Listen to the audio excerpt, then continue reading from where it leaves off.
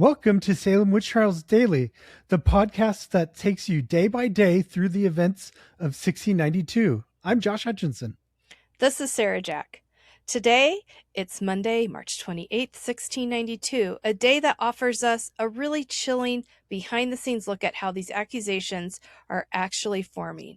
Up to this point, the community has been gripped by fear, but on March 28th, family members of the accused are pushing back and asking hard questions.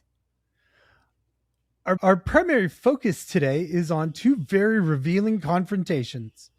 So let's start with the family of Rebecca Nurse. Rebecca is a highly respected member of the community, and her accusation has shocked many. On this day, March 28th, her son-in-law, John Tarbell, decides to do some investigating of his own. He heads straight to the household of Thomas Putnam. John Tarbell wants a specific answer to a crucial question. Who exactly was the first to name Rebecca Nurse? When he arrives, he speaks with the afflicted girls residing there.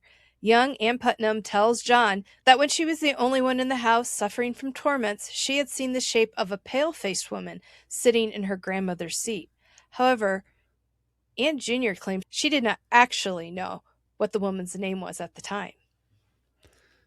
Tarbell presses, insisting on knowing who actually attached the name Goody Nurse to the apparition. And this is where the story gets incredibly messy. Mercy Lewis, a servant in the Putnam household who's also afflicted by this point, points a finger at the matriarch, the afflicted Anne Putnam Sr. Mercy claims that it was Mrs. Putnam who named Rebecca Nurse. But Anne Putnam Sr. immediately denies this. She fires back, claiming she'd actually heard the name from Mercy Lewis, so she blamed the child. Tarbell later recalled the chaotic scene, noting how they completely turned the blame on one another. According to John, they were bickering, saying, "It was you, and it was you that told her." But who went on to say terrible things about Rebecca Nurse? That's all I'm going to point out. Which one? Yeah. I love the way the scene plays out, though. It's you. No, it's you. I'm rubber and you're glue, and whatever you say sticks to you, and it bounces off me, and however that goes. Yeah. But it's a profound moment. We see the bedrock of these life or death accusations instantly crumbling into playground finger pointing when a skeptical adult actually demands accountability. But Tarbell isn't the only one out asking questions today. Two men from nearby Beverly, William Raymond and Daniel Elliott, Daniel Elliott is the stepson-in-law of Sarah Cloyce. These two men are making their own inquiries in Salem Village.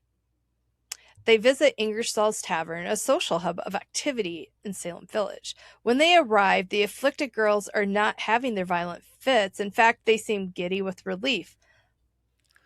While there, Raymond brings up a rumor that the court is going to examine Elizabeth Procter the very next day. Goody Ingersoll, the tavern keeper, says she doesn't believe the rumor is true, but the mere mention of Elizabeth Procter's name sets the girls off again. I want to point out that Goody Ingersoll also found no witch marks when she inspected the first accused witches. Yes. One of the girls suddenly gestures toward the completely empty air and cries out, "There is Goody Procter." Another girl chimes in, saying, "Old witch, I'll have her hang." Now, keep in mind, this is Elizabeth Procter's life that they're talking about. Goody Ingersoll, to her credit, sharply reproves the girls for this outburst.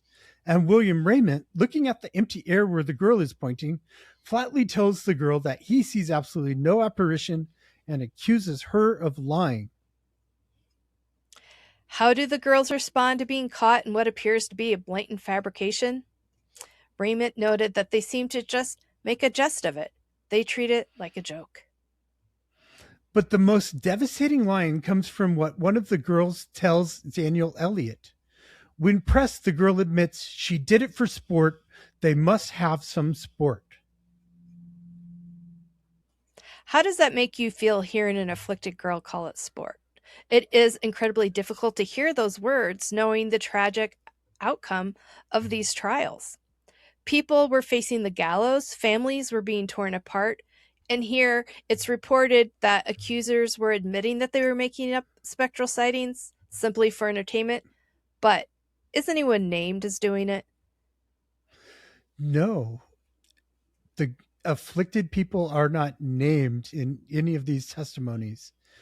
It really reframes the narrative what happens here. It shows us that there was intense skepticism right from the start because men like John Tarbell, William Raymond, Daniel Elliott, they weren't just blindly accepting the girls' spectral evidence. They were cross-examining them, catching them in contradictions, and exposing their fabrications. Smash that like button and that subscribe.